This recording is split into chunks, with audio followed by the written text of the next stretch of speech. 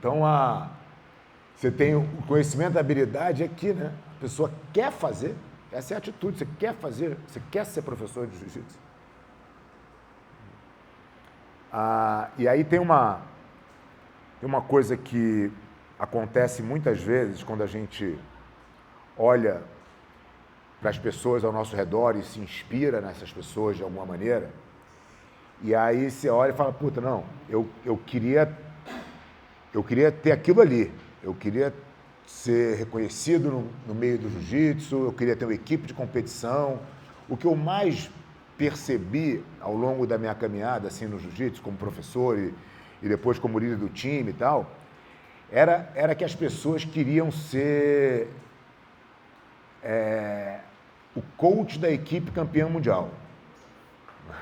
Todo mundo queria ter aluno campeão mundial. Isso, como se isso fosse o topo da pirâmide na cadeia do mercado de jiu-jitsu.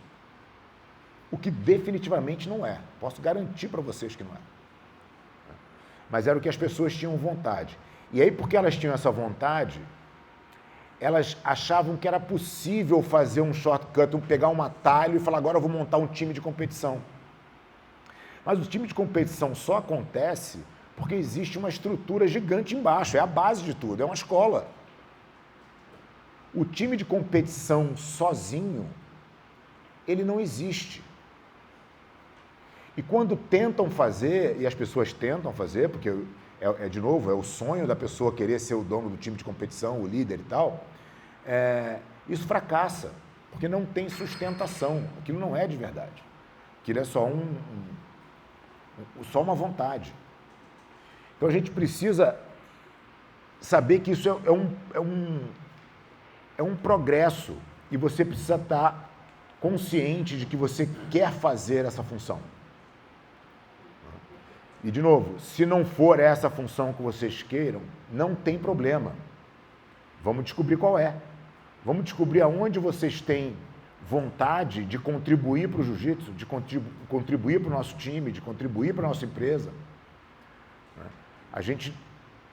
Eu acho que o que vai acontecer com o nosso time cada vez mais é oportunidades diferentes. A empresa vai crescendo, a gente vai precisando de novas habilidades e que se tornam raras dentro do mundo do jiu-jitsu. Agora mesmo o escritório passou por uma reformulação porque a gente não tinha como encontrar dentro do jiu-jitsu o que a gente precisava como empresa. Isso para mim fica muito claro que existem oportunidades no mercado de jiu-jitsu, vão surgir cada vez mais em diferentes áreas. Então, não é necessário que você seja um apaixonado por dar aula de jiu-jitsu para que você se mantenha no jiu-jitsu. Mas você precisa pelo menos entender se é isso que você quer ou não. Eu acho que seria a transição mais óbvia, porque se você vai gerir uma escola de jiu-jitsu, se você vai fazer parte, não entender do aluno é grave. Não entender de gente é grave. E acho que a melhor forma que você tem para entender de gente é ter contato com gente o tempo inteiro. Então, ser professor, na real, é um presente que você pode usar para o seu próprio desenvolvimento. E aí as transições vão ficando mais suaves e mais fáceis. Aqui uma visão clara, a visão do competidor e a visão do negócio, a visão do business. O competidor é isso, praticar jiu-jitsu e ser o melhor. A gente falou disso aqui, é o ego, é o egoísmo fazendo parte. E quando eu falo ego e egoísmo, eu não falo para o lado pejorativo em absoluto, tá?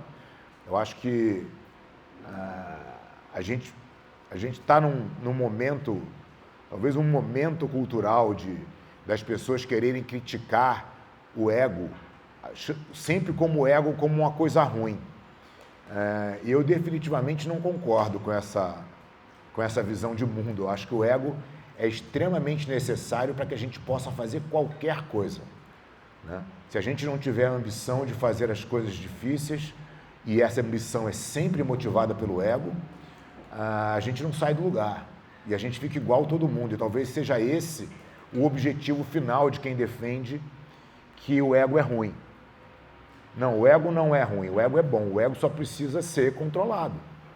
Como tudo, tem que ter um equilíbrio ali, onde o quanto a gente deixa o ego tomar conta das nossas ações e decisões. Mas como é que você vai ser campeão sem ego? Pô, é impossível. Impossível. Né? Os caras mais vaidosos eram os campeões. Né?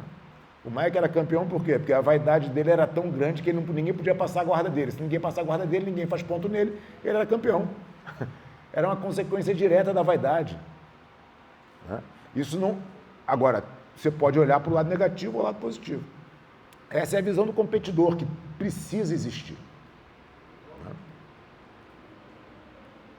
A visão do negócio, ela precisa passar pelo ensino. Né? E aí, quando ela passa pelo ensino, e você se torna professor, a visão muda, né? O ponto de vista muda. O ponto de vista do professor tem que ser o ponto de vista do aluno. Como é que meu aluno está enxergando? Como é que meu aluno está entendendo? Como é que eu estou entregando esse serviço, né? Cara, é exatamente o oposto. E aí eu volto para a primeira questão lá. Será que eu deveria seguir focado 100% numa coisa só? Ou eu deveria fazer mais coisas ao mesmo tempo? Quando você escolhe o primeiro caminho, que é o hiperfoco, né? Eu vou ser campeão, é só isso que eu penso, tudo que eu faço é para isso. Você está alinhado com a visão extremamente especialista de uma coisa. No caso do jiu-jitsu, no nosso caso aqui, eu acho uma visão extremamente perigosa. Porque isso impõe que você não se desenvolva em outras áreas. Isso impõe que você eleve a sua vaidade, o seu ego, o seu egoísmo para um lugar que muitas vezes esquece todo o resto. E aí fica muito difícil você fazer esse caminho de volta. A gente vê hoje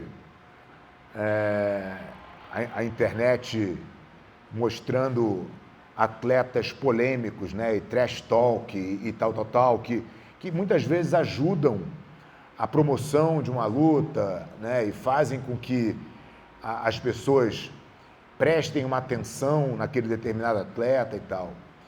Mas esse atleta, de certa maneira, ele está se afastando do resto. Então ele está botando todas as fichas numa tacada só. O futuro dirá se esse caminho é o melhor caminho ou não. Eu entendo que não é. Eu entendo que a gente pode fazer várias coisas ao mesmo tempo, que a gente pode se desenvolver em várias áreas. Eu não preciso terminar a minha carreira competitiva para me tornar um professor. Eu não preciso terminar a minha gasolina como professor, a minha disposição física para pensar em como eu vou administrar a minha academia e o meu negócio. Eu não preciso fazer essas coisas, essas escolhas. Eu posso fazer as coisas ao mesmo tempo. Isso é uma visão um pouco mais generalista das coisas. Essa visão mais generalista permite que vocês experienciem coisas diferentes e até se conheçam o que vocês gostam mais de fazer. Eu comecei a dar aula com Jacaré quando era faixa azul ainda. E eu tive momentos onde eu achava que a competição era a coisa mais importante, depois eu achava que aquilo não me trazia tanto prazer quanto me desenvolver como professor. Eu tive momentos e momentos nas duas áreas. Isso foi me permitindo querer melhorar nas duas. E depois eu fui entendendo que ser só professor não ia dar muito, como é que eu deveria estudar um pouco mais, entender um pouco mais o negócio. E entender o negócio significa assim, o que as pessoas gostariam. O que os meus alunos ou potenciais alunos gostariam que eu entregasse como profissional de jiu-jitsu? O que o jiu-jitsu deveria entregar para essas pessoas? E aí você vai mudando a tua necessidade de competências, para que você possa entregar aquilo que as pessoas querem. E aí você consegue alargar o negócio, que é basicamente o que a Aliança faz hoje. Tenta alargar esse cano aí de entrada de pessoas dentro do jiu-jitsu. Que a gente tenta buscar eles por outras razões, não é pela competição, não é pela prática de uma atividade física, a gente tenta alargar um pouco mais essa porta de entrada.